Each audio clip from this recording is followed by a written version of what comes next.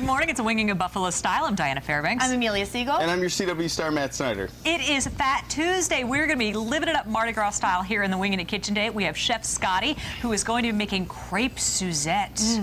That sounds delicious, and he is totally decked out. I am completely underdressed for this cooking segment, by the way. I just want to know what the frosted flakes are for, too. I can't wait to It's a mystery. figure out how that's incorporated. It's a great tease. Stay around, you're going to find out. Also, our gardening expert, Sally Cunningham, will be here Valentine's Day, of course, on Thursday. She's going to be talking to us about flowers. Still have time to go out and get them, so she'll be joining us in the hot sauce later today. And we'll also have some Valentine's Day party ideas for our friends at KCU there. And I have to point out, it's Mardi Gras, and through no discussion, we ended up wearing the Mardi Gras colors. I think that is awesome. We didn't plan it. It just happened. Simpatico. Yes. Simpatico. It's a Winging It connection. And I almost never wear green because of the green wall. You can't that's really wear right. green when you do the weather. You would disappear. Yep. That would be fun sometime. Well, we would only be should do two that. And I don't think I've ever seen Matt wear Nope, purple I or probably Diana wear- yellow, I have look to at- say.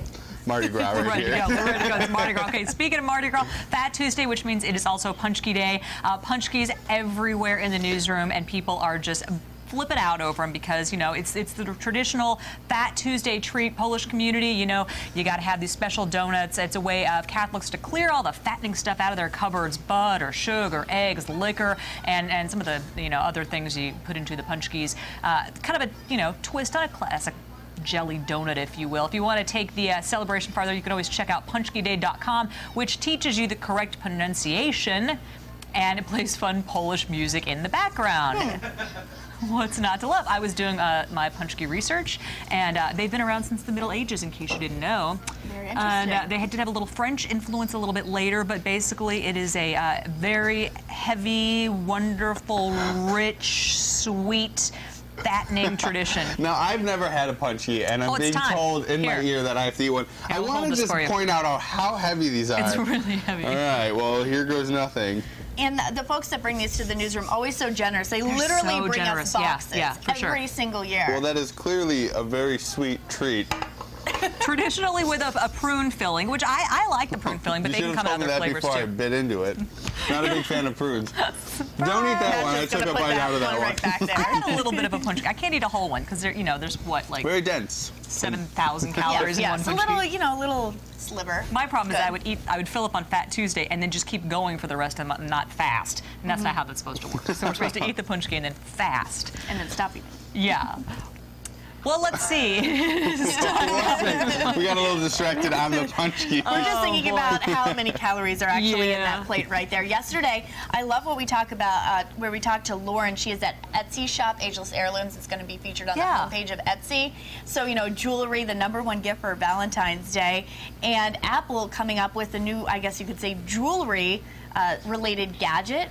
A watch, right, Diana? The iWatch, that's right. This is all speculation at this point. According to the New York Times, though, which is a pretty, you know, reliable source, they say this iWatch would run on the same iOS operating system that powers iPhones, iPads, and iPods. And I got to tell you, my husband is addicted to watches and all Apple devices. So if this is going to happen, I'm pretty sure he's going to be #1 on the waiting list because I think it's going to be pretty sweet. What I think is interesting is I have my iPhone. I don't need a watch anymore, so watches for me are more of like a fashion statement because really if I'm going to check the time, I'm you going check to your pull phone. out my Yeah, phone. I do too.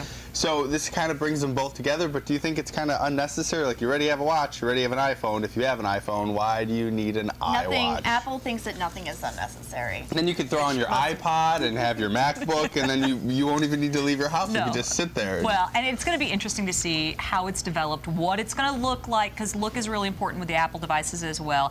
And I'm just excited to check it out. I think it'll be fun at the very least. I think it will be neat. I was actually in the Apple store this weekend. I'm not a big Apple user, but I was in there checking some things out, and I like the bracelet that they have that you can wear where it monitors The your fitness sleeping, your bracelet, exercise, all that sort of stuff. I thought that was pretty interesting, so who knows? And you know, if you like it, get it. If you don't like it, don't get it. It's kind of simple right there, right? Yeah, we'll see. We'll see. There's definitely an Apple cult, so I'm sure Apple fanatics will check it out for sure. Other things you should check out in the art world, there's something really interesting happening right in our own backyard, or under our own backyard, so to speak. It is a new art installation that's at the Albright Knox Art Gallery. A little bit of a mystery right now. The newest installation is actually, get this, a hidden snake buried beneath the grounds of the Albright Knox Gallery. A Scottish artist designed the serpent. It runs the length of a new trail on the southern edge of the gallery's property, buried under a couple inches of gravel, and that's on purpose Albright Knox wanted to release a picture of the snake, but told us the artist wouldn't allow it. The idea is the gravel kind of gets pushed aside a little bit, the snake will reveal itself. And there's a tradition of this kind of art installation throughout the world. There's one in the Washington, D.C. area I've seen a bunch called The Awakening, where the sculpture is coming out of the ground. And that's pretty cool to see in real life. We're just going to have to see how this develops here on the Albright Knox grounds. I think this is a story, even us here at News 4, since we couldn't see the picture of it, you kind of hear it and you go, huh? What? Yeah. Jordan did the story. Jordan, tell me, what is it? What does it look like? Well, you know, to be honest with you... And here Jordan is. I'm here. You know, to answer, I guess, what answers I can give.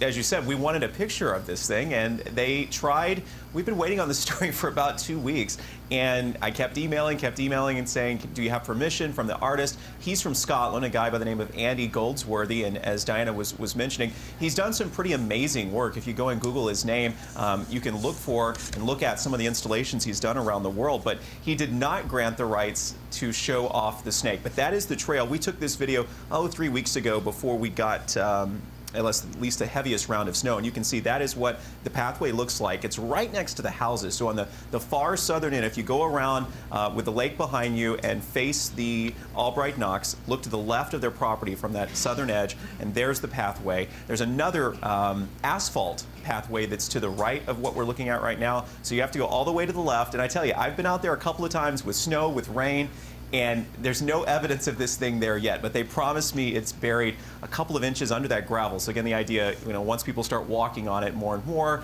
the gravel will move a little bit, and we'll see this 380 some odd foot long snake. I am the least patient person I know, and I'm just really inclined to take a shovel and just go check it out, which I'm sure is totally wrong. Don't do that. No. But in my mind, that's kind of like, God, I could just clear that off a little bit and check it out. Well, you think this is like a famous piece of artwork. I want to just tell people I buried some like G.I. Joes in my backyard and be like, yeah, come see it for $10. You can't see them, no, but they're there. Well, moving away from the hidden snake, it's Mardi Gras and Valentine's Day, so you're probably going to be eating a lot of sweets. So we wanted to check out a dentist to make sure we get some healthy tips for cavity-free teeth.